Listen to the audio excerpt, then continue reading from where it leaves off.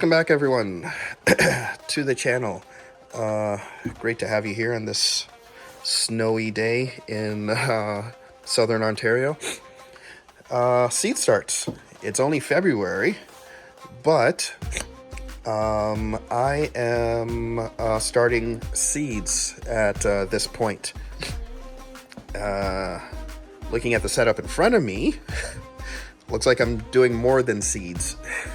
Looks like I did the little lab again. Let me explain. First of all, I'm taking a little different procedure this year with the seed starts. I'm actually getting more organized. Typically what I would do is about 4 weeks before the last frost in the area, I'd get all my seeds started in the seed trays and everything and get them up and going. But ideally, what I should have been doing is looking at the seeds in particular and when they start. So I made a seed start schedule and I broke it out by the month there. So from February till May. And I also put in here the amount of seeds I need, when I need to start germinating them, and when they actually get planted out. And to make my life a little bit easier, I made a separate chart with just the plant out schedule. So the name of the seeds and how many I'm supposed to plant it out and when I'm supposed to plant it out. So I've put this information in my calendar as well. So it makes it a little bit easier to manage instead of trying to do all these seed starts in one night or one weekend, which can get a bit hectic.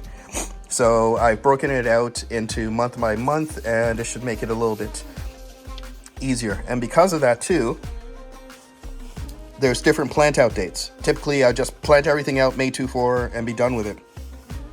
But because of the zone I'm in, I have different dates that I can potentially plant these seeds out. So once again, making life a whole lot easier when it comes to planting out stuff. So what I'm about to do here is prep the water to soak the seeds in. So previously, I would have it in cups or little containers like this, or I've used the ice cube tray. And what I've run into with that, it's okay. Each has a little bit of section. Each section, I put a little bit of seeds in. On the lid, I would have the labels for what each seed is soaking, and away I'd go. The only issue to that is some seeds are hard to get out one by one, and I can't exactly tip the whole tray when each section has different seeds, because everything would cascade into one and it gets into a hot mess. So this year I decided to grab these guys. These are actually lab test tubes or centrifuge tubes. They're made out of plastic, and I can do individual seeds in each one. It has the milliliter readout on the side, plus an area on the side that I can scratch down or just, put in the name of the seeds that are in the individual tubes. And everything's located together. It's easy transport. I can lift it up and bring it around, and life's good. I'll put the link to these on Amazon. I think these were like 26 bucks. The only thing I thought was annoying is the tray that they sit in is sold separately, I think for like 12 bucks, which is annoying because these things cannot stand up on by themselves unless you put them upside down. So I could have done that, but I like the idea of just having them easily accessible in a tray like that. So I'm going to put each individual seeds, type of seeds in here, and I can do a batch of 10 at a time. The other thing that I'm doing, then I picked up this trick from my research into seed culture, is instead of just using regular water to germinate the seeds in, I'm going to use what they call peroxide or hydrogen peroxide water. So it's water, hydrogen peroxide, and sugar. And you mix that up, and that's what you use to soak your seeds before you put them in your seed mix. The sugar acts like is like a starch for the seeds that gets soaked up into the seeds, and the hydrogen peroxide, the seeds will soak up the oxygen that is in the hydrogen peroxide. All your seeds you don't need to do this with, but seeds that really will benefit with this is older seeds. So seeds that you might have had for a while or you picked up from the store, you actually don't know how old they are. They could be a few years old. And the seeds slowly in their packaging will deteriorate over time. So soaking them in this solution is much more beneficial than just trying to soak it in regular water and away you go. And since 90% of the time you don't know how old the seeds are that you're actually getting, this won't hurt at all. So it's another step forward in making sure you have successful germination. So that's what I'm going to do. The other thing to keep in mind about seed soaking, you don't have to soak every single type of seed that you have. Typically, the larger seeds like cucumber, pumpkin, any kind of squash, watermelon, those big seeds, whether old or new, they'll benefit from this, from seed soaking in general. It doesn't have to be the hydrogen water mix. If you have seeds that are specially coated in fungicide, you can get it has like a pink coloring on them. Let's walk over to the tray here. So I have, is this corn or peas? These are corn, and if you notice, they're pink in color.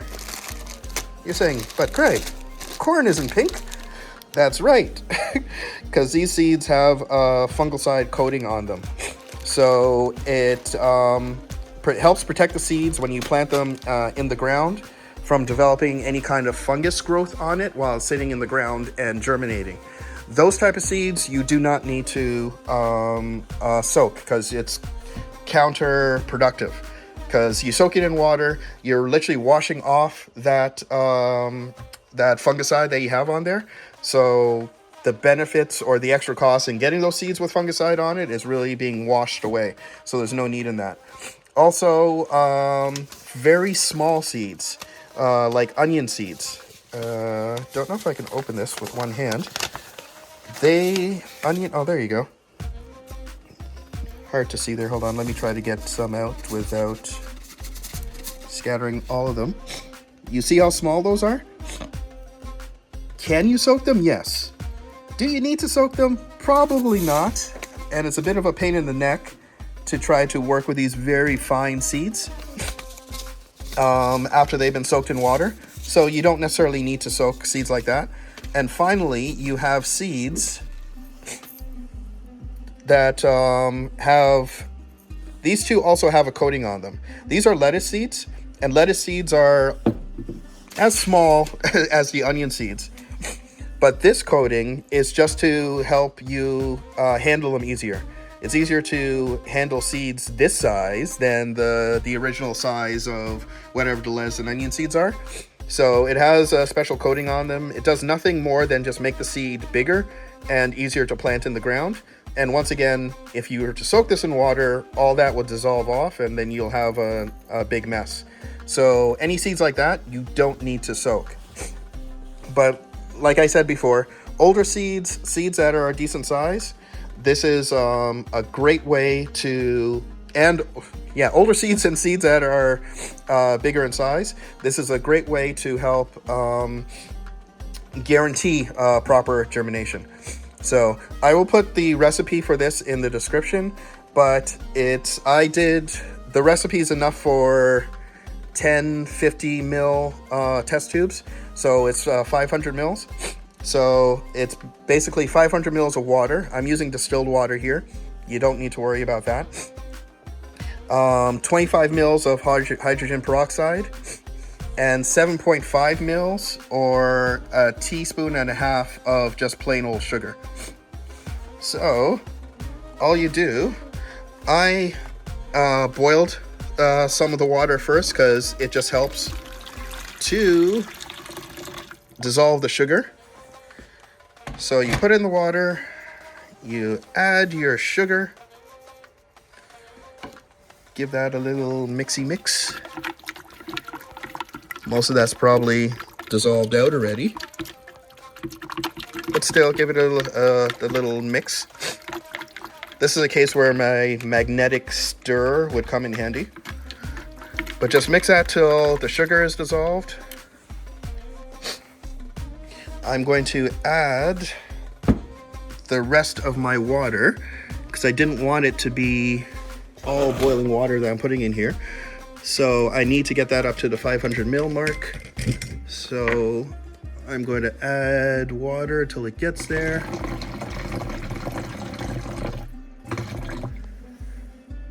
That's about 500 ml. And I'm going to add 25 ml of hydrogen peroxide. And once again, I am just going to mix it up.